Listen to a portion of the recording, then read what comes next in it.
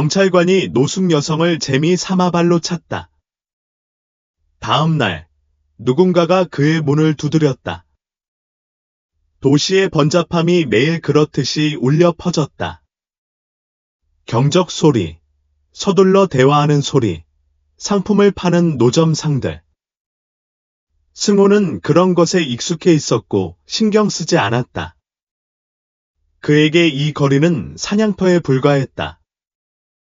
흠잡을 데 없는 제복과 특유의 우월감으로 그는 감히 도전할 사람이 거의 없다는 것을 알고 있었다.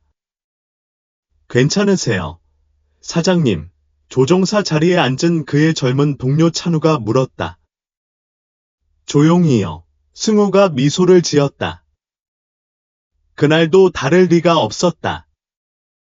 차는 좁은 거리로 들어섰고 오래된 건물들은 시간의 흐름에 짓눌린 듯했다. 그 지역은 더러웠고 보도에는 쓰레기 봉지가 쌓여 있었고 몇몇 노숙자들이 출입구에서 잠을 자고 있었다.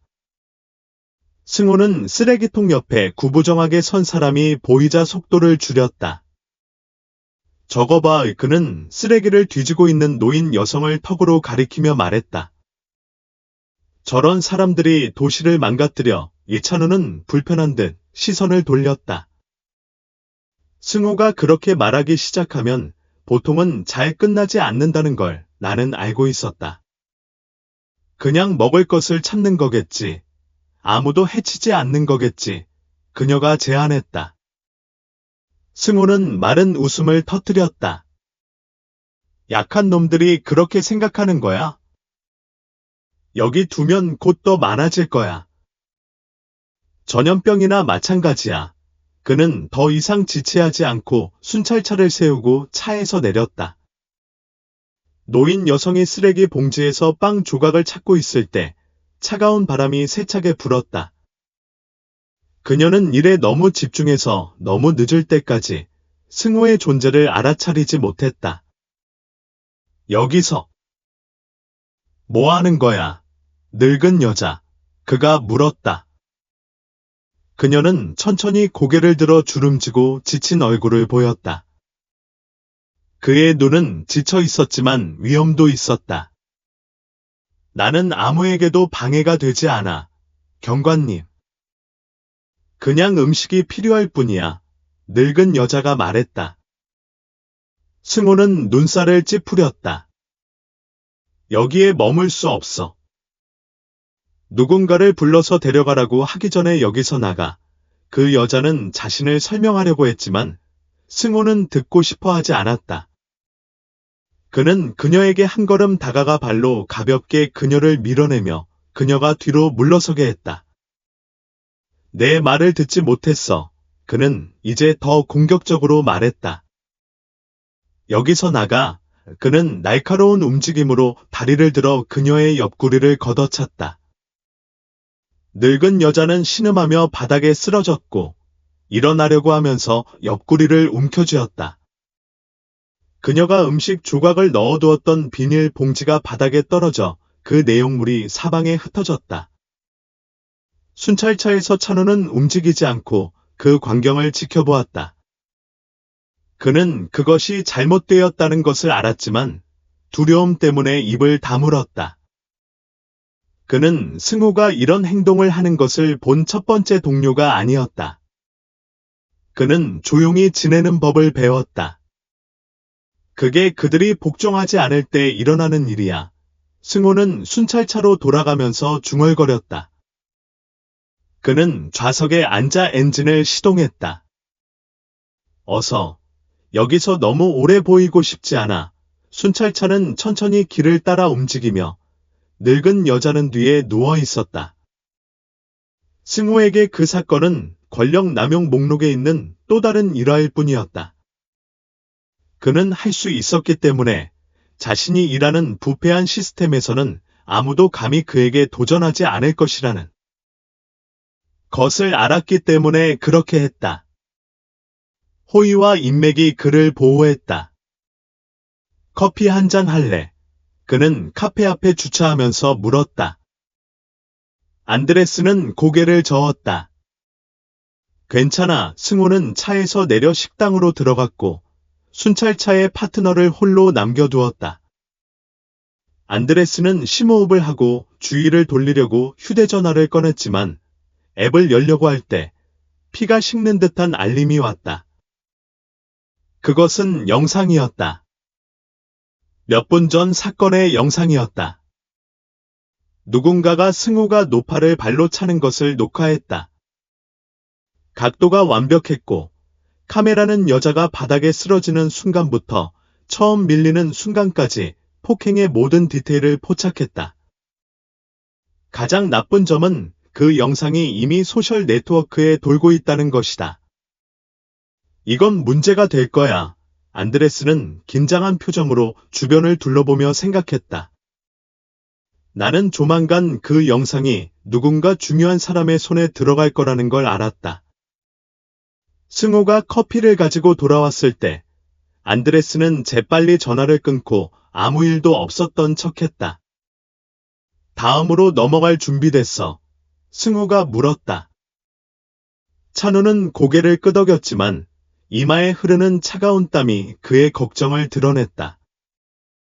그날 저녁, 승호는 아파트 소파에 주저앉아 TV를 켜고 좋아하는 드라마를 보고 맥주를 즐길 준비를 했다. 하지만 완전히 긴장을 풀기도 전에 전화가 진동했다.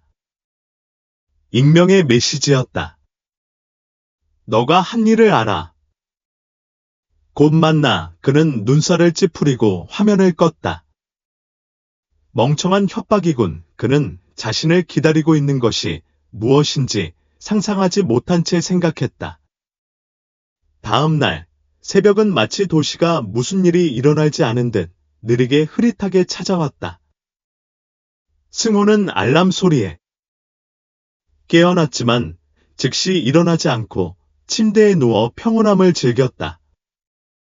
그는 무적이라고 느꼈다. 그는 더 나쁜 상황에서도 살아남았고 항상 깨끗하게 나왔다. 무슨 일이 잘못될 수 있을까? 그는 침대 옆 탁자에서 휴대전화를 꺼내 잠금을 해제했다. 그녀의 소셜 네트워크는 처음에는 그녀가 이해하지 못하는 알림, 메시지, 언급 및 댓글로 가득했다. 그는 정상적인 양의 활동에 눈살을 찌푸렸다. 도대체 무슨 일이야? 그는 알림 중 하나를 열었다. 경찰서에 친구가 보낸 직접 메시지였다. 야, 다니, 이거 봤어. 메시지에는 비디오 링크가 포함되어 있었다. 그가 그것을 열었을 때 그의 심장이 그는 더 빨리 뛰었고 전날 밤 노숙 여성을 발로 찼다. 각도가 완벽했고 그의 얼굴과 그의 행동의 잔혹함이 선명하게 드러났다. 비디오 끝에서 그 여성은 마치 아무 일도 없었던 것처럼 그가 순찰차로 돌아가는 동안 바닥에 신음하고 있었다. 그럴 리가 없어. 그는 중얼거렸고 그의 배가 줄어들었다. 비디오는 어디에나 있었다. 소셜미디어에서 공유되었을 뿐만 아니라 일부 지역 신문은 이미 카메라에 잡힌 경찰의 학대에 대한 기사를 실었습니다. 일부 헤드라인은 다음과 같습니다. 경찰의 스캔들, 경찰관이 노숙 여성을 폭행하다, 최고의 잔혹함, 경찰이 권력을 남용하다. 승호는 즉시 앱을 닫고 휴대전화를 침대에 던졌습니다. 그는 심호흡을 하고 진정하려고 노력했습니다. 누군가가 나를 망치려고 한 건 처음이 아니야.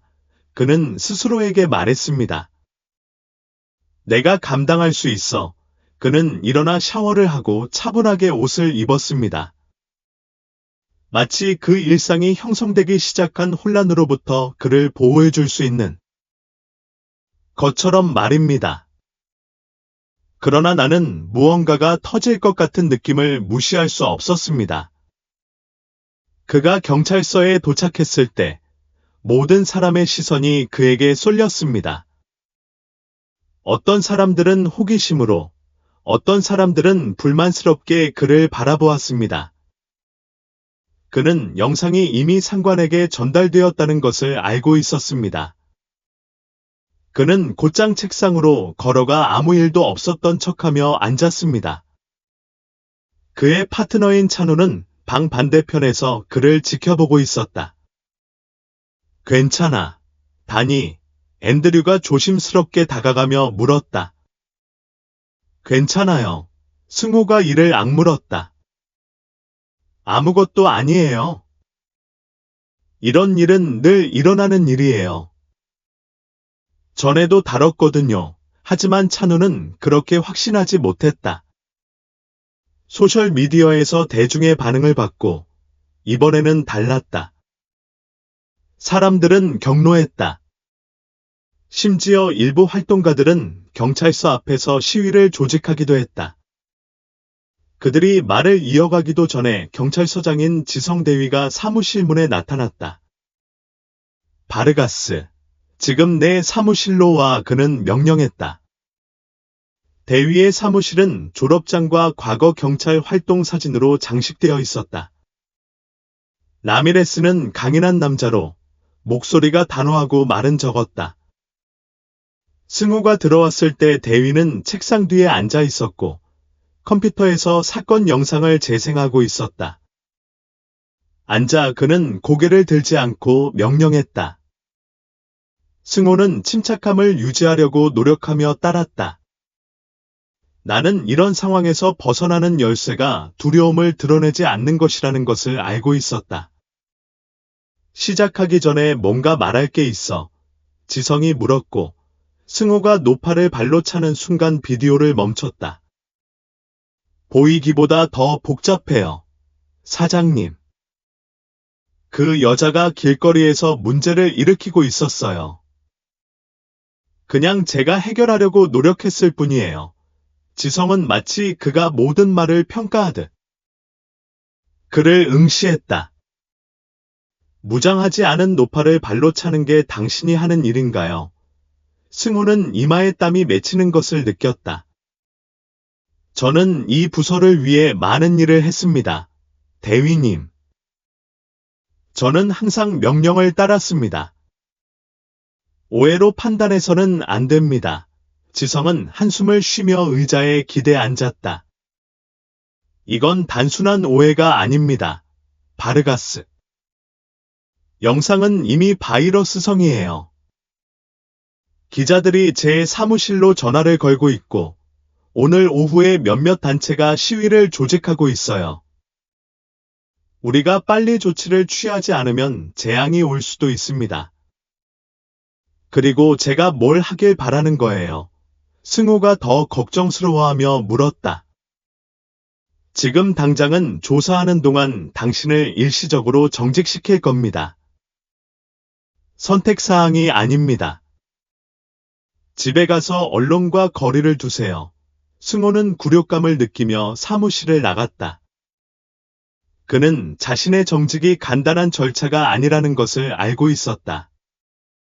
그것은 훨씬 더 나쁜 일의 시작이었다. 그가 짐을 챙기는 동안 그의 동료 몇 명이 그를 침묵 속에 바라보았다. 몇몇은 서로 수군거리고 있었고 승호는 그들의 대화의 일부를 들을 수 있었다. 그는 그럴 만해. 그는 항상 멍청이였어.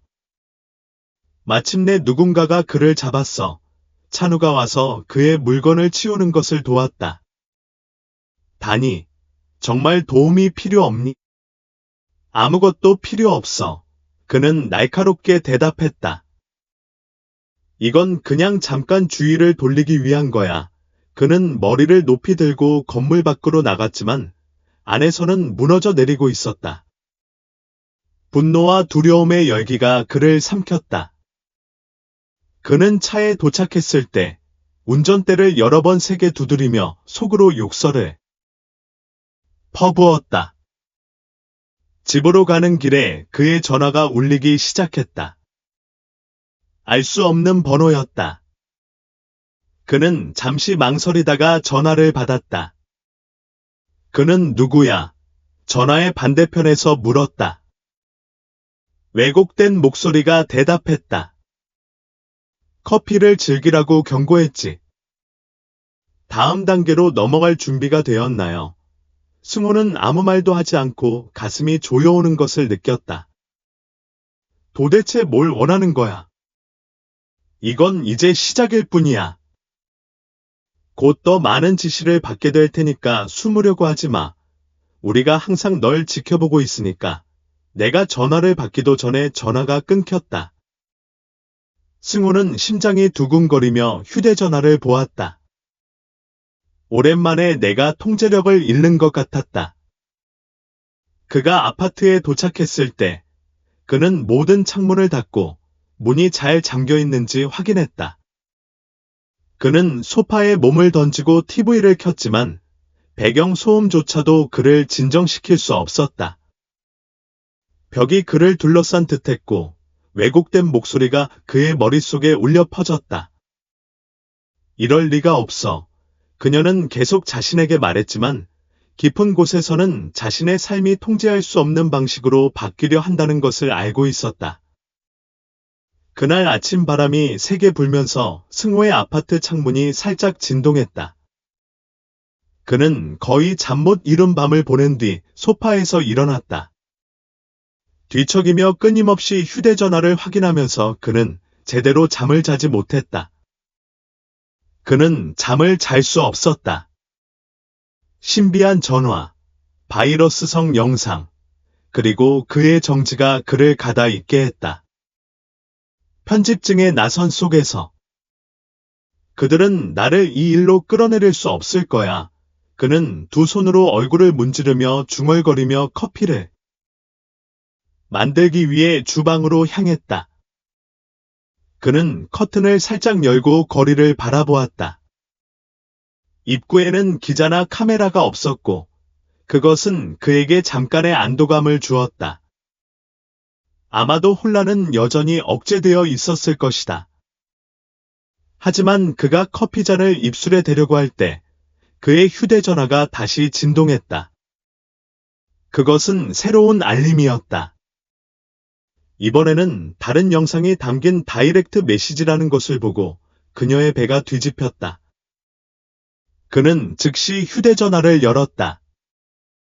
그 영상은 같은 일은 아침에 찍은 그의 아파트 앞의 홈녹화 영상을 보여주었다. 카메라는 그녀의 창문에 초점을 맞춘 다음 현관문으로 확대했다. 왜곡된 목소리가 배경에서 말하고 있었다. 우리는 모든 움직임을 지켜보고 있어. 바르가스. 시계가 똑딱거리고 있어. 그 메시지는 발소리가 멀어지는 소리로 끝났다. 승호는 그의 관자놀이에 땀방울이 흐르는 것을 느꼈다. 그들이 그를 놀라게 하려고 하는지 아니면 그가 정말 위험에 처해 있는지 알 수 없었다. 도대체 당신은 누구야? 그는 익명번호의 답장을 보냈지만 메시지는 회신되지 않았다. 몇 분간 진정하려고 노력한 후 그는 아파트를 나가서 무엇이든 감수하기로 결심했다. 그는 재빨리 옷을 입고 필수품인 지갑, 휴대전화, 자동차 열쇠를 가져갔다. 그는 엘리베이터를 타는 대신 계단을 내려갔다. 마치 누군가가 그를 감지하지 못하게 할 수 있는 것처럼. 그는 차에 도착했을 때 주변을 둘러보았습니다. 이상한 것은 보이지 않았지만 편집증이 계속 머릿속에 울려 퍼졌습니다. 그는 엔진을 시동하고 경찰서 방향으로 운전했습니다. 그는 정직 중에는 기술적으로 보고할 수 없지만 상황의 범위를 이해할 수 있는 정보가 필요했습니다.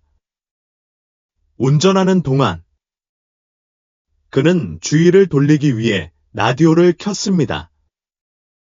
그는 실수로 지역 뉴스 방송국을 틀었습니다. 승호 경찰관이 노숙 여성을 발로 차는 영상은 소셜 네트워크에서 계속 분노를 불러일으키고 있습니다.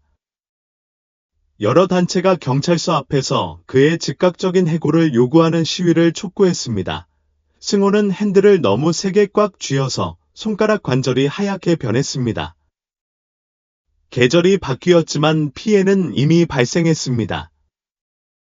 나는 내가 이야기를 통제하지 못하고 있다는 것을 알았습니다. 경찰서에 도착했을 때 그는 눈에 띄지 않으려고 노력했지만 쉽지 않았습니다. 일부 동료들은 그를 경멸하는 듯한 눈으로 바라보았고 다른 사람들은 그를 완전히 무시했습니다. 그는 고개를 숙인 채 책상에 앉아있는 안드레스에게 곧장 다가갔다. 얘기할 게 있어, 승우가 말했다. 그녀가 반응할 시간을 주지 않았다. 안드레스는 대화가 쉽지 않을 거라는 걸 아는 듯 천천히 일어났다. 휴게실로 가자. 그는 빈 복도를 가리키며 제안했다. 안으로 들어가자 승호는 문을 닫고 벽에 기대어 팔짱을 끼었다. 진짜 무슨 일이야? 영상이 그렇게 심각하지 않아서 이런 일이 일어났어. 누군가 이 일의 배후에 있어. 앤드류는 대답하기 전에 망설였다. 영상만 문제가 아니야. 다니. 사람들이 지쳐 있어. 네가 지목된 다른 사건들도 있었고 이게 낙타의 등을 부러뜨린 지피야. 게다가 그들은 내가 한 일 이후에 그 노부인이 사라졌다고 해. 그가 어디 있는지 아무도 몰라. 승호는 놀라서 눈살을 찌푸렸다. 그가 사라졌다는 게 무슨 말이야? 그는 평소에 살던 곳으로 돌아오지 않았고 길거리 사람들은 그에게 심각한 일이 생긴 게 아닐까? 의심하기 시작했어. 어떤 사람들은 내가 그 일과 관련이 있다고 생각해. 말도 안 돼. 나는 발로 차는 것 외에는 그녀를 만지지 않았어. 그가 어디 있는지 모르겠어. 앤드류는 말하기 전 몇 초 동안 그를 침묵 속에 지켜보았다. 너는 뭔가를 이해해야 해. 다니? 이건 단순한 사건이 아니야. 그 노부인을 찾지 못하면 더 심각해질 거야. 승호는 차에 다시 올라타 찬우가 한 말을 생각했다. 노부인이 실종되었다는 건 무슨 뜻일까? 누군가가 그것을 이용해 망가뜨린 걸까? 그녀는 아파트로 가는 길에 답이 없는 질문들로 가득 찼다. 그는 자신의 건물 근처에 주차된 검은색 차를 알아챘다. 그는 처음에는 별로 신경 쓰지 않았지만 남자가 차에서 내려 건물 입구로 곧장 향하는 것을 보고 감각이 깨어났다. 그는 재빨리 차를 세우고 차에서 내려 안전한 거리에서 그 남자를 따라갔다. 그녀가 건물에 들어갔을 때 그녀는 그 남자가 그녀의 아파트 문을 두드리고 있는 것을 알아챘다. 이봐. 누구야? 승호가 소리치며 재빨리 다가왔다.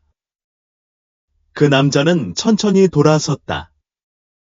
그는 짙은 정장을 입고 있었고 팔 아래에 폴더를 끼고 있었다. 안녕하세요. 바르가스 씨. 사적인 애도. 이야기해야 할 것 같아요. 도대체 무슨 소리야? 승우가 의심스러운 듯이 물었다. 그 노부인과 그 다음에는 무슨 일이 일어날까? 협조하지 않으며? 수사관이 손을 내밀어 그녀에게 카드를 건넸다. 우리가 그 여자를 곧 찾지 못하면 다른 사람이 찾을 거야. 그리고 그게 당신을 돕기 위한 건 아닐 거야. 생각해봐. 내가 당신을 지켜볼게. 대답을 기다리지 않고 그 남자는 돌아서서 건물을 나갔고 문 앞에 그를 홀로 남겨두었다. 승호는 카드를 바라보며 심장이 쿵쾅거리는 것을 느꼈다. 카드에는 이름과 전화번호만 적혀 있었습니다. 주소나 성은 없었고 뒷면에는 시간에 맞선다라는 메시지만 적혀 있었습니다. 그의 발밑에서 땅이 무너져 내렸고 가장 나쁜 것은 여전히 누가 실마리를 잡고 있는지 이해하지 못했다는 것입니다. 차가운 오후 바람이 승호의 얼굴을 때렸고 그는 아파트 문에 기대어 섰습니다. 그는 손에 든 카드를 다시 한번 바라보았습니다. 마치 갑자기 새로운 것을 보여줄 것처럼. 시간에 맞선다. 그는 계속 마음속으로 되뇌었습니다. 무슨 시간에? 누가 그를 가지고 놀았지? 그리고 가장 중요한 건 그 노부인은 어디에 있었지? 그는 아파트 문을 2번이나 잠그고 카드를 테이블 위에 두었습니다. 그는 노트북을 켜고 브라우저를 열었습니다. 그녀는 키워드를 적었습니다. 실종된 노숙자, 바이러스를 봤어요. 승호 바르가스 경관. 결과는 예상보다 더 나빴습니다. 모든 지역 뉴스 사이트는 여전히 이 스캔들을 보도하고 있었지만 특히 한 가지 헤드라인은 그를 냉담하게 만들었다. 노인 여성의 친척들이 답변을 요구한다. 아무도 그가 어디에 있는지 모른다. 승호는 재빨리 기사를 훑어보았다. 그 노파의 이름은 나영이었다. 그녀는 수년 동안 거리에서 살아온 여자였다. 보도에 따르면 그녀는 근처 보호소에서 잠을 잤지만 그 사건 이후로 아무도 그녀를 보지 못했다. 어떤 사람들은 그의 실종이 더 큰 일을 은폐하기 위한 의도적인 것이라고 말했다. 다른 사람들은 그가 심각한 부상을 입었고 바르가스 경관이 그 범인이라고 말했다. 거짓말쟁이들. 그들은 모두 거짓말쟁이야. 그는 노트북을 쾅 닫으며 중얼거렸다. 하지만 그의 내면에는 의문이 생기기 시작하는 부분이 있었다. 에바가 한 일 이후에 정말로 그녀에게 무슨 일이 일어났다면? 누군가가 그것을 당신에게 이용했다면 전화 소리가 그를 생각에서 벗어나게 했다. 그는 화면을 보았다. 그것은 알려지지 않은 번호였고 전날 밤 전화를 받았던 번호와 같은 번호였다. 그녀가 전화를 받기 전에 그녀의 손가락이 살짝 떨렸다. 나한테 뭘 원하니? 그는 친절하게 들리려고 하지 않고 물었다. 같은 왜곡된 목소리가 차분하지만 차갑게 대답했다. 너의 신경을 건드릴 수 있을 거라고는 생각지 못했어. 바르가스. 내가 누구인지 말해. 아니면 내가 널 찾아낼 거야. 그 목소리는 가볍게 웃음을 터뜨렸다. 그럴 필요 없어. 네가 해야 할 일을 말해줄게. 정말로 원하는 게 뭐야? 승호가 점점 더 불안해하며 물었다. 나영아. 다른 사람들보다 먼저 그녀를 찾아. 그러지 않으면 훨씬 더 심각한 일이 벌어질 테니까. 전화가 갑자기 끊겼고 그는 전화기를 귀에 대고 있었고 위협의 메아리가 머릿속에 울려 퍼졌다. 승호는 어디서부터 시작해야 할지 몰랐다. 그는 가능한 선택지를 마음속으로 되뇌었다. 내가 마지막으로 그녀를 본 곳으로 돌아가거나 보호소에 있는 사람들을 신문하거나 심지어 주변 보안 카메라를 수색하는 것. 하지만 나는 혼자서는 할 수 없다는 걸 알았다. 시스템 내부에 누군가가 필요했다. 그는 재킷을 입고 아파트를 나와 찬호의 집 방향으로 향했다. 그는 많은 사람을 믿을 수 없었지만 앤드류는 충성심을 보인 유일한 사람이었다. 그는 청년의 작은 아파트에 도착하여 문을 세게 두드렸다. 다니, 여기서 뭐 하는 거야? 앤드류가 문을 열고 놀라며 물었다. 도와줘. 승호가 초대를 기다리지 않고 걸어 들어왔다. 혼자서는 안 돼. 무슨 도움이 필요해? 넌 정직이야. 난 너한테 말도 안 해. 나영이라는 할머니야. 누군가가 그녀를 다치게 했고 그들은 나를 비난하고 있어. 그녀를 찾지 못하면 우리 둘 다 잘 되지 않을 거야. 찬우는 문을 닫고 팔짱을 끼웠다. 그리고 어떻게 찾을 수 있을 거라고 생각해. 경찰이 수색하고 언론이 압박하고 내가 감시받고 있어. 보안 카메라 시스템에 접근할 수 있지. 승호가 안드레스의 목소리에 담긴 의심을 무시한 채 물었다. 젊은 경찰관은 그를 의심스럽게 바라보았다. 이건 불법이야. 다니? 내가 널 돕는 게 들키면 내 경력도 끝나. 이걸 하지 않으면 우리 중 누구도 경력이 없어질 거야. 보호소가 있던 곳의 카메라만 확인해. 사건 이후 그가 어디로 갔는지 단서를 찾을 수도 있을 거야. 찬우는 마치 의식의 무게를 모두 내려놓는 듯 힘차게 숨을 내쉬었다. 좋아. 하지만 이게 잘못되면 내 잘못이야. 안드레스의 컴퓨터에서 몇 분간 검색한 후 그들은 무언가를 발견했다. 보안 카메라 영상에는 나영이 사건 당일 밤 보호소 근처 거리를 걷고 있는 모습이 담겨 있었다. 그는 음식을 보관했던 것과 같은 비닐 봉지를 들고 있었다. 하지만 이상한 점은 검은 차가 그녀를 바짝 따라왔다는 것이다. 어떤 차야? 안드레스가 화면으로 다가가며 물었다. 모르겠지만 우리가 가진 게 그것뿐이야. 승호가 대답했다. 두 사람은 차가 에바 옆에 멈추는 것을 지켜보았다. 정장을 입은 남자가 나와서 몇 초 동안 그녀와 이야기를 나누다가 둘 다 그림에서 사라졌다. 그 지역에서 다른 녹음은 없었다.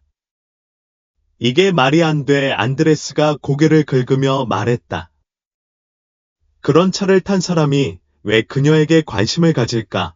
승호는 받은 전화와 집에 찾아온 사립탐정에 대해 생각했다.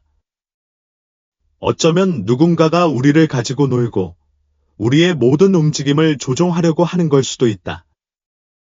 그럼 이제 뭘 하지? 안드레스가 물었다. 차의 번호판을 찾아 몇 분간 수색한 끝에 그들은 차량 정보를 찾아냈다.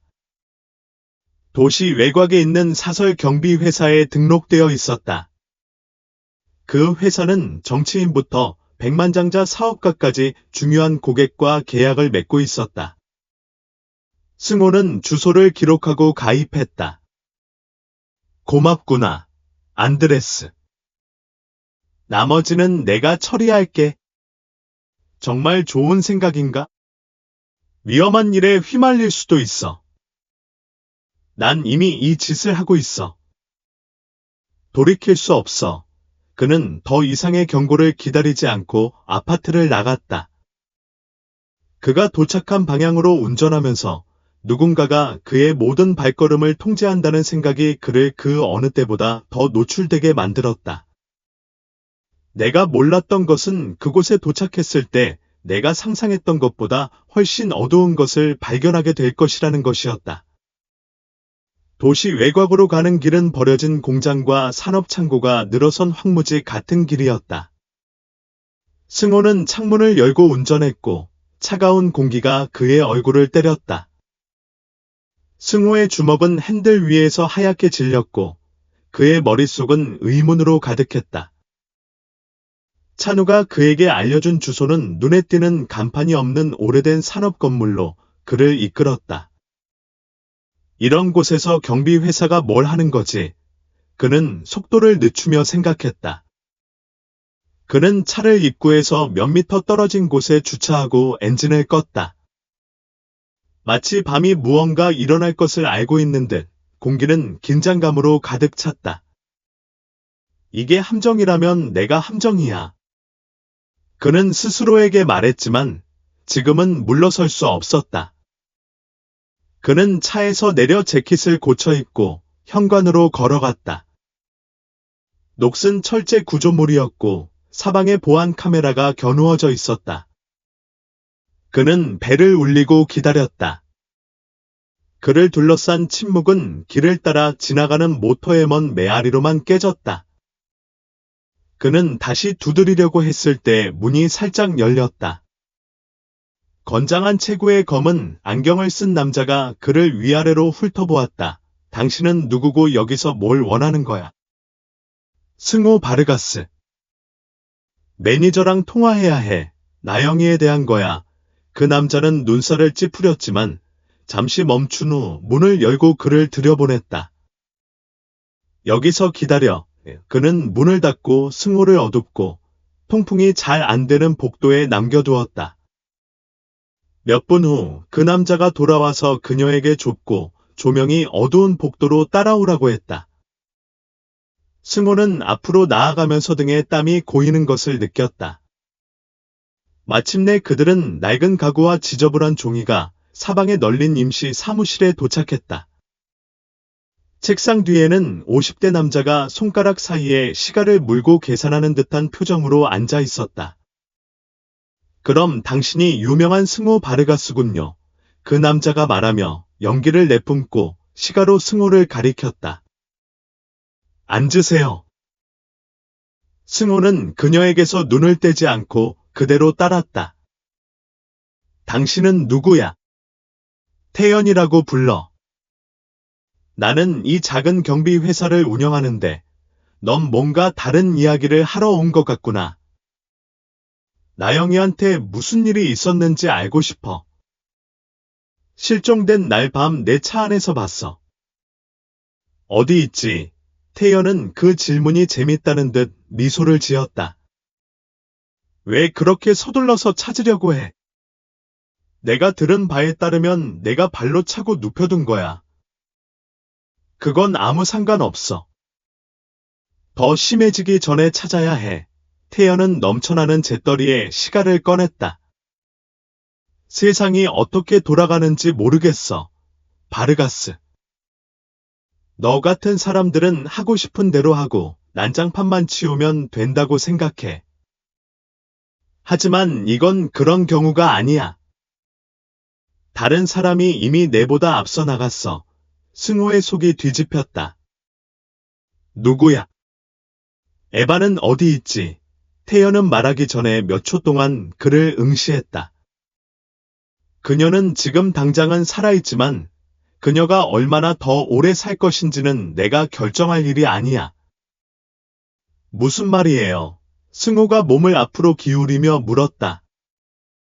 에바는 훨씬 더 큰 게임에서 치밀 뿐이야. 다른 사람이 줄을 잡고 있고 그 사람은 당신을 쓰러뜨릴 만큼 당신을 미워해. 나는 그들이 당신을 어떻게 할지 결정할 때까지 그녀를 보호하기 위해 고용되었을 뿐이야. 승호는 등에 땀이 흐르는 것을 느꼈다. 누가 당신을 고용했어? 태연은 고개를 저었다. 내가 그걸 말하면 이번 주 안에 죽을 거야. 하지만 내가 말할 수 있는 건 내가 자원과 인맥이 있는 사람과 경쟁하고 있다는 거야. 이 스캔들은 첫 단계에 불과해. 그들은 널 파괴하고 싶어해. 에바가 어디 있는지 말해. 태연은 또 다른 시가에 불을 붙이고 그것을 응시했다. 말할 수는 있지만 내게는 도움이 안 될 거야. 그들은 그녀를 한 곳에서 다른 곳으로 옮기고 있어. 그들이 원하지 않는 한 너는 그녀에게 다가갈 수 없어. 승호는 주먹으로 책상을 쳤다. 그가 어디 있는지 말해. 내가 맹세하건대? 그가 말을 마치기도 전에 태연은 손을 들어 그를 막았다. 진정해. 바르가스. 난 내 적은 아니지만 조언을 좀 해줄게. 내 자신을 구하고 싶다면 에바를 찾는 걸 그만둬. 이 모든 일의 배후에 있는 사람을 찾아. 그 노파를 찾아도 그들이 널 무너뜨릴 모든 것을 준비했다는 사실은 바뀌지 않을 테니까. 승호는 차로 가는 길에 방금 들은 말을 처리하려고 했었다. 누가 그걸 망치는데 그렇게 관심이 있을까? 그는 수년간 축적해온 모든 적들을 생각했다.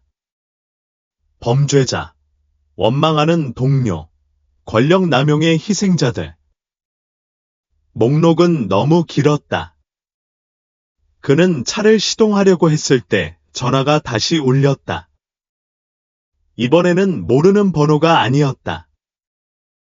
찬우였다. 그는 즉시 전화를 받았다. 무슨 일이야? 방금 중요한 정보를 받았어. 안드레스는 긴장한 듯 빠르게 말했다. 경찰에 익명 제보가 들어왔어요. 버려진 창고에서 나영과 관련된 물건을 발견했다고 해서 직접 수사 중이라고요. 빨리 조치를 취하지 않으면 체포될 거예요.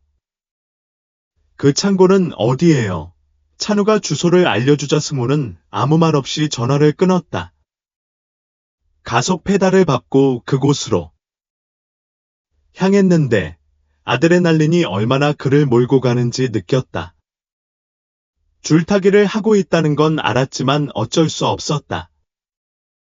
다른 사람들보다 앞서 나가서 진실을 알아내야 했다. 창고에 도착했을 때 주변은 텅 비어 있었고 어두웠다. 그는 조심스럽게 차에서 내려 모퉁이마다 살피고 나서 정문으로 다가갔다. 그의 호흡은 빠르고 거칠었고 그가 내딛는 발걸음마다 콘크리트 바닥에 울려 퍼졌다. 그는 녹슨 문을 밀고 들어갔다. 그곳 안의 공기는 짙고 곰팡이 냄새가 났다. 그는 천천히 걸으며 감각을 예민하게 유지하다가 소리가 들렸다. 다른 사람이 있었다. 에바. 그는 불렀지만 그의 목소리의 메아리만이 그에게 대답했다.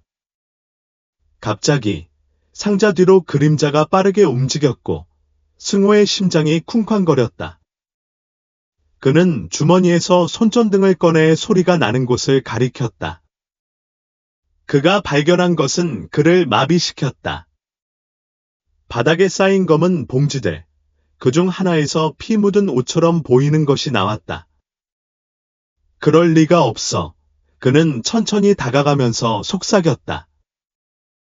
내가 더 자세히 살펴보기도 전에 창고 밖에서 차가 시동을 거는 소리가 들렸다. 그는 급선회에서 출구로 달려갔지만 도착했을 때 차의 미등은 이미 멀어져 가고 있었다. 너무 늦었어. 그는 생각하며 가슴이 조여왔다. 하지만 나는 이것이 시작에 불과하다는 것을 알았다. 승호가 안으로 들어가는 동안 그의 발걸음 소리가 어두운 창고에 울려 퍼졌다. 그의 숨은 가빠지고 그의 마음은 최고 속도로 움직였다.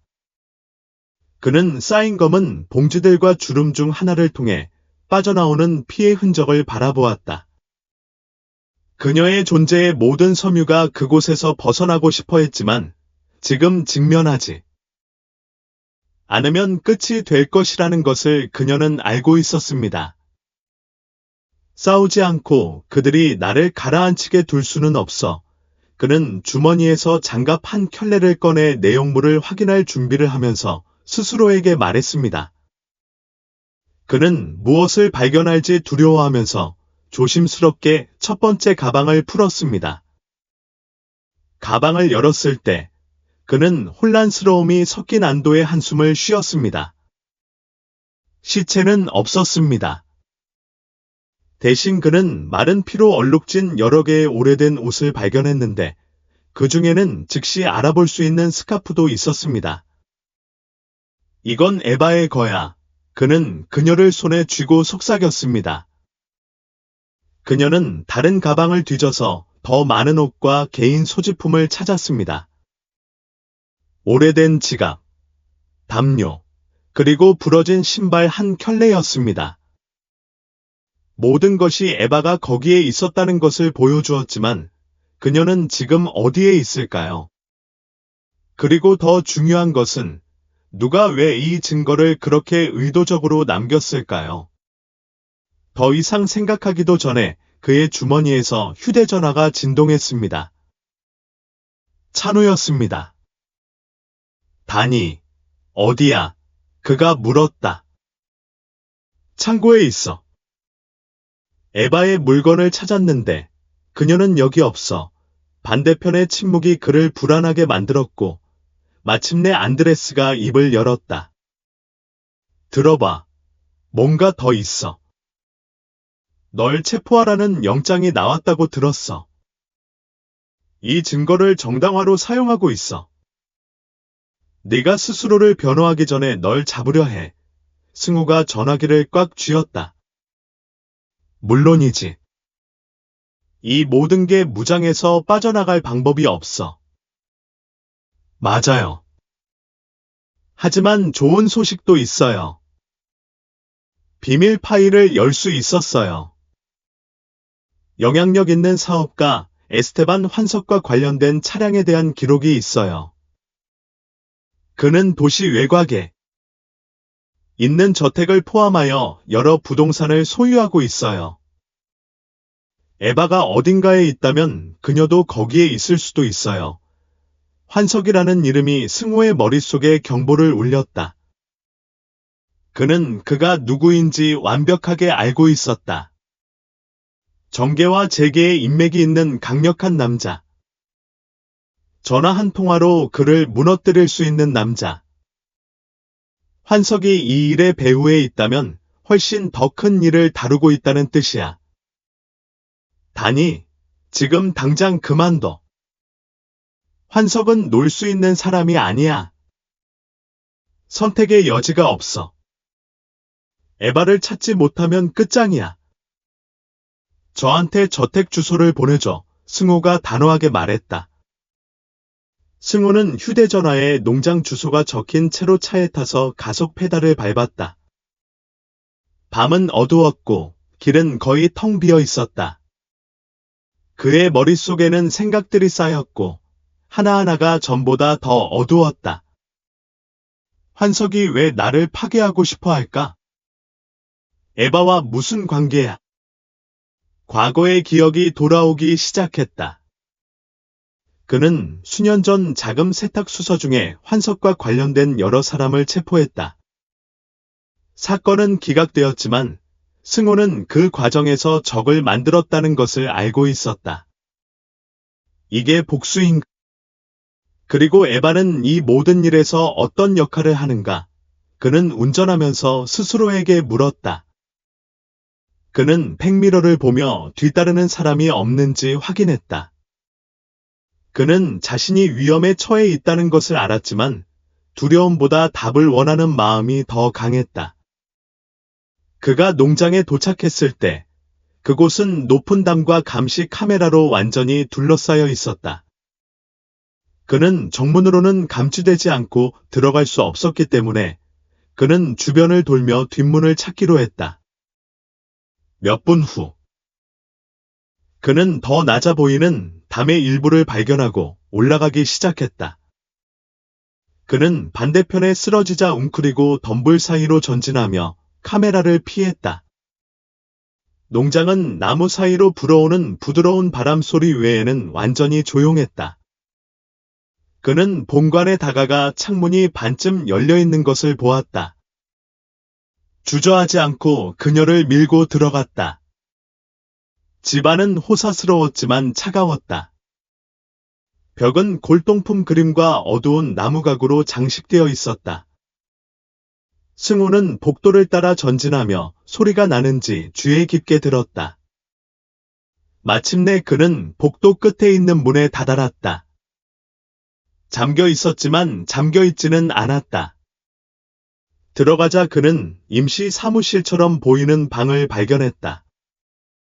서류가 가득 찬 테이블, 켜진 컴퓨터, 벽에 걸려있는 여러 장의 사진이 있었다. 그는 가까이 다가가서 그 사진들이 다른 시간에 찍은 자신의 사진이라는 것을 알았다. 아파트에 들어오는 모습, 찬우와 이야기하는 모습, 에바를 발로 차는 모습이었다. 그들은 내내 나를 따라왔어. 그는 생각했다. 복도에서 들리는 발소리에 그는 얼어붙었다.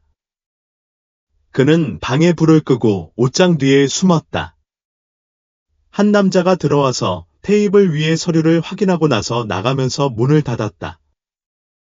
승호는 숨어있던 곳에서 나오기 전에 몇 초를 기다렸다. 그는 재빨리 컴퓨터를 확인해서 나영기라는 라벨이 붙은 폴더를 발견했다. 그가 폴더를 열었을 때 그의 심장은 멈췄다. 환석과 다른 사람 사이에 에바의 스캔들을 이용해 승호의 커리어를 파괴하는 방법을 논의하는 이메일이 있었다. 이메일 중 하나는 모든 것을 준비하기 전까지는 아무도 그 노부인을 찾지 못하도록 해. 그러면 우리는 더 이상 그녀가 필요 없게 될 거야. 라고 적혀 있었다.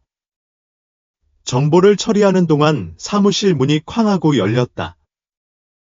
승호는 돌아서서 무장한 두 남자가 들어오는 것을 보았다. 그는 반응할 시간도 없이 붙잡혀 얼굴을 주먹으로 맞았다. 그는 바닥에 쓰러졌고 시야가 흐릿해졌고 입안에는 피의 금속 맛이 났다.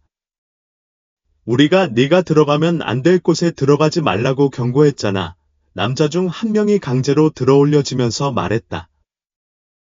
에바는 어디 있지? 승우가 거의 말을 할 수 없게 물었다.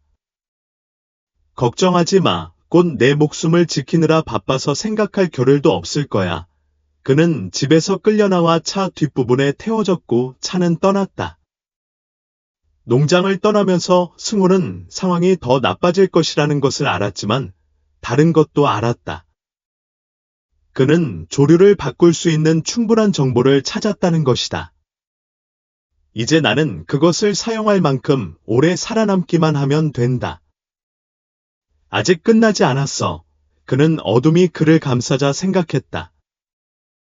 수갑의 차가운 금속이 승호의 피부를 물었고 그는 차 뒷좌석에서 움직이려고 했다. 그의 손은 등 뒤로 묶여 있었고 부지에서 받은 타격으로 인해 입술이 피가 났다. 차의 어둠은 도로를 지나가는 차들의 헤드라이트에서 가끔씩 나오는 빛에 의해서만 방해를 받았다. 그를 호위하던 무장한 두 남자 사이의 침묵은 그의 가슴속 공기만큼이나 긴장되어 있었다. 이걸 여기서 끝낼 수는 없어. 그녀는 생각하며 호흡을 가다듬으려고 애썼다. 차가 급선회하자 승우는 그 움직임을 이용해 몸을 약간 옆으로 밀어 재킷 안주머니에 닿으려고 했다. 거기에는 작은 칼이 있었다. 그는 경찰 훈련 때 그 요령을 배웠지만 자신의 목숨을 구하기 위해 필요할 줄은 생각지 못했다. 움직이지 마. 앞좌석에 앉은 남자가 그를 돌아보지 않고 말했다. 그냥 자리를 잡고 있는 거야. 승우가 긴장해서 웃음을 터뜨렸다. 그들이 날 죽일 때 필요 이상으로 아프게 하고 싶지 않아. 뒷좌석에 앉은 나이가 어리고 경험이 부족한 남자가 웃음을 터뜨렸다. 이 남자가 좋아. 끝났을 때도 유머 감각이 있거든. 닥쳐. 다른 남자가 그의 말을 가로채며 말했다. 우리는 여기서 이야기하려는 게 아니야. 승호는 그들 사이의 긴장감을 알아차리고 그것을 이용할 수 있다는 것을 알았습니다. 차가 흔들릴 때마다 그의 손가락은 면도날에 더 가까이 다가갔습니다. 마침내 그는 그녀가 손끝을 스치는 것을 느꼈습니다. 그는 더 많은 노력을 기울여 그녀를 끌어냈습니다. 그는 칼날을 조심스럽게 수갑 쪽으로 밀어넣었고 소리가 나지 않도록 주의했습니다. 차는 집도 없고 가로등도 보이지 않는 어두운 시골 지역을 지나가면서 약간 속도가 느려졌습니다. 승호는 지금 아니면 절대 안 된다는 것을 알았습니다. 그는 빠르고 정확한 움직임으로 수갑을 끊고 젊은 남자에게 달려들어 얼굴을 세게 때렸습니다. 그 충격은 그를 혼란스럽게 만들기에 충분했지만 기절시킬 정도는 아니었습니다. 젠장 운전자가 차를 조종하려고 소리쳤습니다. 승우는 혼란을 이용해 젊은 남자를 문 쪽으로 밀어 문을 쾅 닫았습니다. 두 사람은 차가 멈추기 전에 몇 미터를 계속 움직이자 차 밖바닥에 쓰러졌습니다. 타이어가 미끄러지는 소리와 남자들의 비명소리가 공기를 가득 채웠다. 바닥을 구르며 승우는 온 몸의 근육에 고통을 느꼈지만 멈출 시간은 없었다. 그는 재빨리 일어나 열린 들판의 어둠 속으로 달려나갔고 차가운 바람이 얼굴을 스쳤다. 그의 뒤에서 그는 남자들이 그의 이름을 외치며 손전등을 비추는 소리가 들렸다. 달려. 뒤돌아보지 마. 그는 다리를 더 빨리 움직이려고 했으며 스스로에게 말했다. 마일을 달린 것처럼 보이는 승호는 버려진 오래된 헛간 뒤에 숨었다. 그의 호흡은 거칠었고 입안에 피의 쓴맛이 느껴졌다. 그는 다가오는 발소리를 듣고 손전등을 끄고 숨을 참았다. 두 남자가 그를 지나갔고 그중 한 명은 전화 통화를 하고 있었다. 우리는 그것을 찾지 못했어. 아마 가까울 거야. 하지만 그 지역은 매우 넓어. 계속 찾아봐. 환석이 이 남자가 새벽 전에 사라지기를 바라 승호는 환석의 이름이 나오자 주먹을 꽉 쥐었다. 이 모든 일의 배우가 너라는 거구나. 시발려나, 그는 생각했다. 그는 오래 머물 수 없다는 걸 알았다. 남자들이 차로 돌아오면 지원을 찾아 그를 추적할 것이다. 그는 발소리가 사라질 때까지 기다렸다가 천천히 헛간 뒤쪽으로 이동했다. 그는 몰래 들어갈 수 있는 낡은 깨진 창문을 발견했고 안으로 들어가 썩은 나무 더미 뒤에 자리를 잡았다. 그녀는 휴대전화를 꺼내는 동안 손가락이 떨렸다. 배터리는 거의 방전되었지만 전화할 시간은 있었다. 그는 앤드류의 번호로 전화를 걸었고 앤드류는 거의 즉시 전화를 받았다. 다니, 뭐야? 들어봐. 나는 도망쳤지만 그들이 날 쫓고 있어. 환석이 이 모든 일의 배후에 있고 날 죽이기 전까지는 날 막지 못할 거야. 환석, 다니, 넌 내가 상상했던 것보다 더 큰 공경에 처해 있어. 알아. 네가 날 위해 뭔가 해줬으면 좋겠어. 내 아파트의 옷장에 문서 상자가 숨겨져 있어.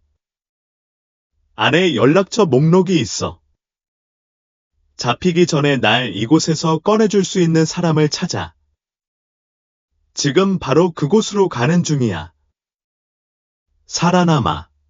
알았지? 노력하고 있어. 승호는 전화를 끊고 남은 배터리를 아끼기 위해 전화기를 껐다. 안드레스가 도울 수 있는 모든 것을 할 거라는 건 알았지만 그때까지는 혼자였다. 승호가 헛간에서 유용한 물건을 찾던 중 뒤에서 소리가 들렸다. 그는 재빨리 돌아서서 즉석에서 무기로 쓸 나무 조각을 집어들었지만 여성 인물을 보고 멈췄다. 그녀는 낡은 옷을 입고 두렵지만 단호한 표정을 짓고 있는 30대 여성이었다. 너 누구야? 승호는 총을 내려놓지 않은 채 물었다. 저는 여기서 일합니다. 글쎄요. 저는 일하고 있었어요. 그 남자들이 이 지역을 훑어보고 있어서 숨어 있는 거예요. 그녀는 한 걸음 물러나 거리를 유지했다. 저는 그들과 함께 있지 않아요. 승호는 망설였지만 그의 목소리에는 그가 진실을 말하고 있다는 것이 느껴졌다. 이름이 뭐해? 지혜. 그리고 당신은? 승호. 그들이 날 찾기 전에 여기서 나가야 해. 안전한 방법 알아. 지혜가 천천히 고개를 끄덕였다. 강 근처에 배수 터널이 있어. 내가 데려다 줄 수는 있지만 날 믿어야 해. 승호는 선택의 여지가 없어서 고개를 끄덕였다. 가자. 지혜가 말하며 어두운 들판으로 그를 이끌었다. 승호는 오랜만에 희망의 빛을 느꼈다. 나는 여전히 위험하다는 걸 알았지만 이제 방법과 동맹이 생겼다. 그들이 강으로 이동하면서 그는 살아서 강에서 빠져나간다면 자신의 목숨을 건 도박을 한 모든 사람에게 대가를 치르게 하겠다고 맹세했다. 아직 이기지 못했어. 그는 그들이 어둠 속으로 사라지면서 생각했다. 배수 터널은 좁고 축축하고 어두운 고지였지만 승호에게는 완벽한 임시 피난처처럼 보였다. 지혜의 빠른 발걸음은 그녀가 그를 복도의 미로로 안내하는 동안 앞으로 울려 퍼졌다. 발 밑에서 물이 쏟아지는 소리는 그의 신경을 진정시키는 데 도움이 되지 않았지만 한 걸음 한 걸음을 내디딜 때마다 추적자들로부터 더 멀어졌다. 이 터널이 우리를 여기서 빠져나갈 수 있을 것 같아. 그는 목소리를 낮추려고 노력하며 물었다. 지혜는 휴대용 손전등을 손에 든 채 살짝 돌아섰다. 그래. 환석이 이 모든 것을 소유했을 때 나는 이 땅에서 일했었어. 나는 누구보다 이 터널을 잘 알아. 환석의 이름이 승호의 마음속에서 끊임없이 경고처럼 울려 퍼졌다. 이 남자가 소매 속에 또 무엇을 숨기고 있을까? 그는 지혜와 가까이 있으려고 했으며 생각했다. 왜 나를 돕는 거야? 그는 몇 분간 침묵한 후 물었다. 지혜는 즉시 대답하지 않았다. 그의 얼굴에는 그리움과 고통이 뒤섞인 표정이 있었다. 환석이 내 인생도 망쳤거든. 그들이 너한테 하는 짓은 전에도 봤어.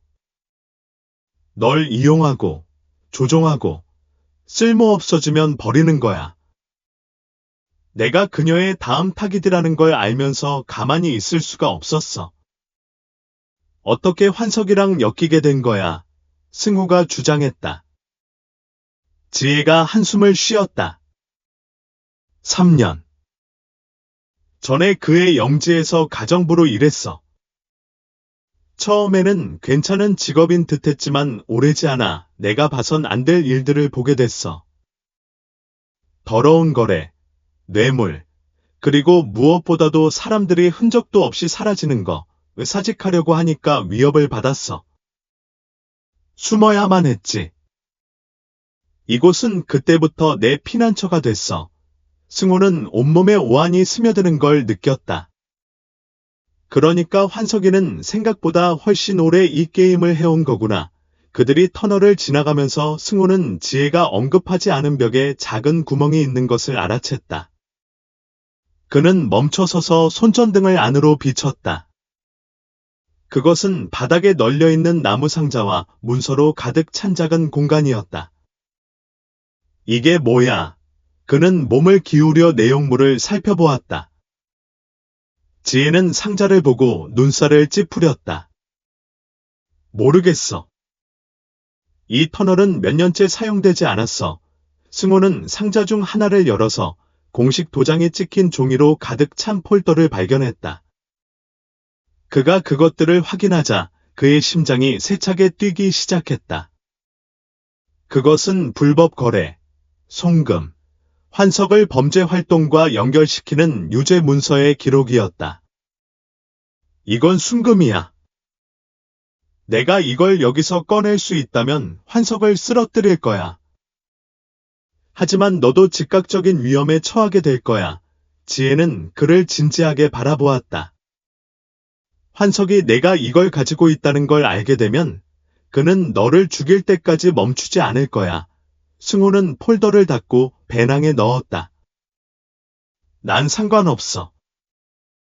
그는 이미 내 인생을 지옥으로 만들었어. 이게 나를 구할 수 있는 유일한 거야. 터널을 빠져나온 후 지혜는 그들을 근처 숲으로 안내했다. 그들은 작은 개간지를 발견하고 숨을 고르기 위해 멈추기로 했다. 승호는 바위에 앉아 휴대전화를 확인했다. 배터리는 거의 고갈되었지만 그는 찬우에게 짧은 메시지를 보낼 만큼 충분히 켰다. 증거가 있어. 만남의 장소에서 만나. 지혜는 그의 맞은편에 앉아 그를 주의 깊게 지켜보았다. 당신은 항상 경찰이었나요? 그는 침묵을 깨며 물었다. 승호는 씁쓸하게 웃었다. 그렇죠. 하지만 제가 그 직업에 종사하지 않았으면 하는 날도 있습니다. 이 직업은 사람을 바꿔놓습니다. 잊을 수 없는 것을 보게 되고, 때로는 자신이 진짜 누구인지 의심하게 만드는 일을 하게 됩니다. 지혜는 그가 무슨 말을 하는지 완벽하게 이해한 듯 고개를 끄덕였다. 환석이를 정말 이길 수 있다고 생각해 승호는 전화를 끊고 그녀를 응시했다. 다른 선택의 여지가 없어. 그러지 않으면 그가 날 파괴할 거야. 멀리서 나뭇가지가 부러지는 소리가 나자 두 사람은 재빨리 일어섰다. 지혜는 손전등을 끄고 승호는 이전에 사용했던 작은 칼을 꺼냈다. 무장한 남자들에게는 충분하지 않을 거라는 건 알았지만 아무것도 없는 것보다는 나았다. 계속 움직여야 해. 지혜가 속삭였다. 여기서 우리를 발견하면 우리는 죽는다. 그들은 숲을 달리며 나무를 피하고 뿌리에 뛰어들었고 추적자들의 소리가 점점 더 가까이 다가왔다. 승호는 그의 심장 박동을 귀에서 느낄 수 있었지만 속도를 늦추지 않았다. 나는 너무 많은 것을 걸었다. 갑자기 지혜는 뿌리에 걸려 넘어져 무릎을 다쳤다. 승호는 멈춰서 그녀를 일으켜 세웠다. 지금은 멈출 수 없어. 조금만 더 버텨. 그녀는 고개를 끄덕이며 이를 악물고 고통을 참았다. 앞에 강이 있어. 거기에 도착하면 그의 흔적을 혼동시킬 수도 있어. 마침내 강에 도착했을 때 승호는 눈에 띄지 않게 건널 곳을 찾아 주변을 둘러보았다. 물은 빠르게 흐르고 있었지만 그들을 시선할 만큼 깊지는 않았다. 그는 두 번 생각하지 않고 물속으로 들어가 지혜를 도왔다. 어서. 거의 다 왔어. 물의 차가움에 뼈가 아팠다. 그들은 덤불 뒤에 숨어서 추적자들이 반대편에 도달하는 것을 지켜보았다. 남자들은 손전등을 켜고 그 지역을 확인했지만 흔적을 잃은 듯했다. 몇 분 후 그들은 걸어갔고 그들의 발소리는 멀리서 사라졌다. 우리가 왔어. 지혜가 말하며 안도의 한숨을 쉬었다. 지금은 그렇지만 여기서 지낼 수는 없어. 찬우를 찾아서 증거를 보여줘야 해. 지혜는 단호하게 그를 바라보았다. 도시 반대편으로 데려다 줄게. 안전한 길은 알아. 하지만 승호야, 약속해. 이 모든 일이 끝나면 환석이가 저지른 일에 대한 대가를 치르게 해. 승호는 고개를 끄덕이며 서류를 가슴에 눌렀다. 약속할게. 그들이 숲을 지나 도시 방향으로 가는 동안 승호는 자신이 얼마나 가까이에 있었는지에 대한 생각을 멈출 수 없었다. 하지만 이제 기회가 생겼고 낭비할 수 없었다. 앞으로 많은 장애물이 있다는 것을 알았지만 오랜만에 내가 주도권을 쥐고 있다는 느낌이 들었다. 환석은 무슨 일이 기다리고 있는지 모른다. 그는 생각했다. 그가 나무들 사이로 사라지면서 그에게 다가오고 있다고 생각했다. 새벽이 하늘을 희미한 오렌지색으로 물들이기 시작했고 승호와 지혜는 교회로 은밀히 걸어가고 있었다. 피로가 몰려왔다. 다리가 떨리고 승호의 근육에 통증이 끊이지 않았지만 마음은 여전히 한 가지에만 집중하고 있었다. 찬우를 찾아 다음 움직임을 계획하는 것이었다. 지혜는 눈꽃으로 찬우를 바라보며 앞으로 나아갔다. 환석에게 바로 가려고 생각한다면 늑대의 입속으로 들어가는 거야. 승호는 잠시 숨을 고르며 그녀를 진지하게 바라보았다. 선택의 여지가 없어. 지금 마주하지 않으면 폭로할 기회도 없이 죽을 거야. 지혜는 한숨을 쉬며 지평선을 바라보았다. 그럼 반드시 이기는 움직임을 해.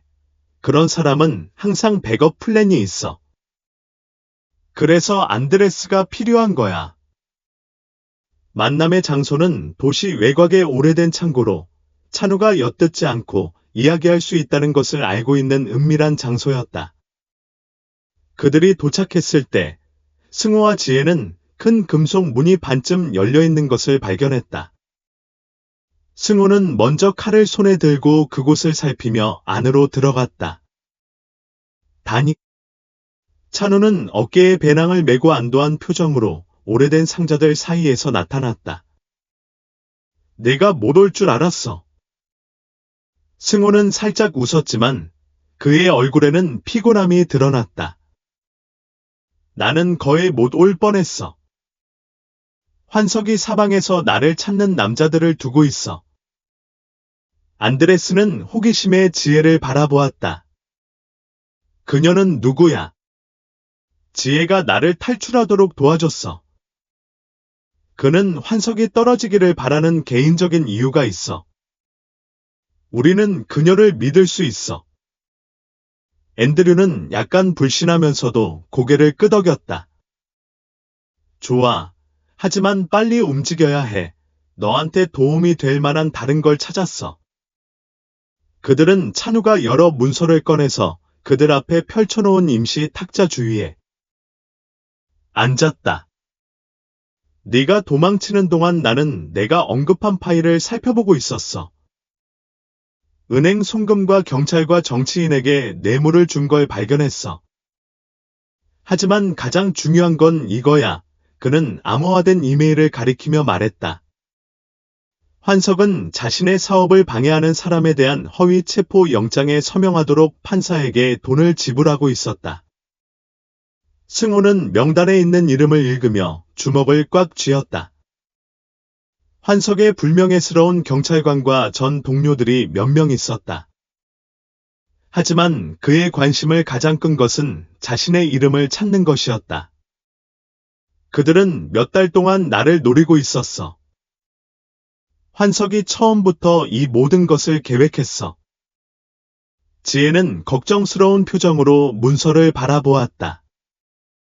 그들이 판사를 편들고 있다면 사법제도에 의지할 수 없는 이유가 설명됩니다. 그들은 당신에게로 가는 모든 출구를 막고 있습니다. 그럼 그들이 반응하기 전에 그를 한꺼번에 공개적으로 폭로할 방법이 필요합니다. 승호가 큰 소리로 생각하며 말했습니다. 안드레스가 고개를 끄덕였습니다. 방법이 있습니다. 이 모든 것을 언론에 걸러내는 것이지만 그들에게 문서를 보내기에는 충분하지 않을 것입니다. 환석은 언론에 연락처가 있고 그들은 이야기를 묻을 수 있습니다. 우리는 그들이 무시할 수 없는 더 시각적인 것이 필요합니다. 승호는 몇 초 동안 침묵한 후 고개를 들었습니다. 그러면 우리는 그를 마주할 것입니다. 우리는 그의 회의 중 하나에 바로 가서 그의 파트너들 앞에서 그를 대면하고 그를 기록할 것입니다. 우리가 유죄 판결을 내릴 수 있는 무언가를 얻으면 그를 가라앉히기에 충분할 것입니다. 계획은 빠르게 구체화되기 시작했습니다. 지혜는 환석의 연락책과 만나던 장소, 도심의 고급 클럽을 제안했다. 찬우는 녹음 장비를 가져오고 승호와 지혜는 케이터링 서비스 직원인 척하며 들어올 것이다. 위험할 거야. 하지만 환석은 우리를 기다리지 않을 거야. 그는 내가 숨었다고 생각할 거야. 승호가 계획의 세부 사항을 검토하며 말했다. 지혜는 걱정스러운 표정으로 그를 바라보았다. 녹화하기 전에 잡히면 어떡해? 승호는 그녀의 눈을 똑바로 바라보았다.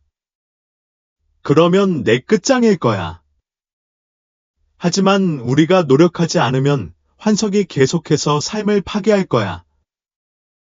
우리는 그것을 허용할 수 없어. 안드레스는 한숨을 쉬며 그에게 작은 숨겨진 카메라를 건네주었다. 이 카메라는 내가 하는 말을 전부 녹화할 거야. 라이브 스트리밍 버튼도 있어. 상황이 안 좋아지면 이 버튼을 누르면 모든 것이 자동으로 온라인으로 스트리밍 될 거야. 승호는 고개를 끄덕였다. 고맙구나, 안드레스. 내가 여기서 빠져나가지 못하면 모든 걸 처리해. 그들이 떠날 준비를 하는 동안 지혜는 승호에게 다가가 그를 막았다. 이걸 하기 전에 뭔가 알아야 해. 왜 그렇게 모든 걸 걸고 싶어? 승호는 대답하기 전에 그녀는 침묵했다. 더 이상 잃을 것이 없기 때문이다. 내 커리어는 파괴되었고, 내 인생은 다시는 예전과 같지 않을 것이다. 하지만 환석을 막기 위해 뭔가 할 수 있다면 그럴 가치가 있을 것이다. 지혜는 한숨을 쉬며 고개를 끄덕였다. 그럼 살아서 돌아오도록 해, 승호. 지혜. 찬우는 발각되지 않기 위해 각자 다른 방향으로 창고를 떠났다. 도시는 깨어나기 시작했지만 승호에게는 이것이 그가 그 거리를 걷는 마지막일지도 모른다. 나는 모든 발걸음의 무게를 느꼈지만 모든 호흡에서 결의를 느꼈다. 그는 고급 클럽에 도착했을 때 케이터링 서비스 직원들이 상자와 장비를 내리고 있는 건물 뒤에서 지혜를 만났다. 둘 다 찬우가 입수한 유니폼을 입고 발각되지 않은 채 뒷문으로 들어갔다. 모든 것은 오늘 밤에 달려있다. 승호는 재킷에 숨겨진 카메라를 조정하면서 생각했다. 환석이 거기에 있을 거라는 걸 알았어. 그의 동료들에 둘러싸여서 그가 모든 걸 통제하고 있다고 확신하고 있었어. 하지만 승호는 그녀가 틀렸다는 걸 증명하려고 했어. 그들이 다른 직원들과 어울리면서 승호는 지혜를 바라보며 고개를 끄덕여 승인했다. 두 사람 모두 돌아갈 수 없다는 걸 알고 있었다. 그들이 클럽의 메인 룸으로 향하는 걸음마다 환석과의 마지막 대결이 점점 가까워지고 있었다. 이게 내가 모든 것을 바꿀 수 있는 기회야. 그는 생각했다. 그리고 나는 그것을 낭비하지 않을 거야. 이 고급 클럽은 마치 모든 구석이 권력과 부를 외치는 듯 호사스러움과 호화로움으로 가득 차 있었다. 따뜻한 조명이 샹들리에를 비추었다. 금과 공기는 값비싼 시가와 오래된 술의 향기로 가득 차 있었다. 흠잡을 데 없는 차림의 웨이터들이 손님들 사이를 돌아다니며 샴페인과 절묘한 간식을 제공했다. 그들 중 한 명으로 분장한 승호는 손에 쟁반을 들고 다가가서 옆에 있는 직원들과 완벽하게 어울렸다. 지혜도 똑같이 쟁반을 하나 더 들고 있었고 그녀는 눈을 돌려 가능한 위협을 살폈다. 그의 호흡은 차분했지만 그의 마음은 깨어 있었다. 보여줘. 그는 사업가 무리를 지나가면서 낮은 목소리로 물었다. 승호는 멈추지 않고 살짝 고개를 끄덕였다.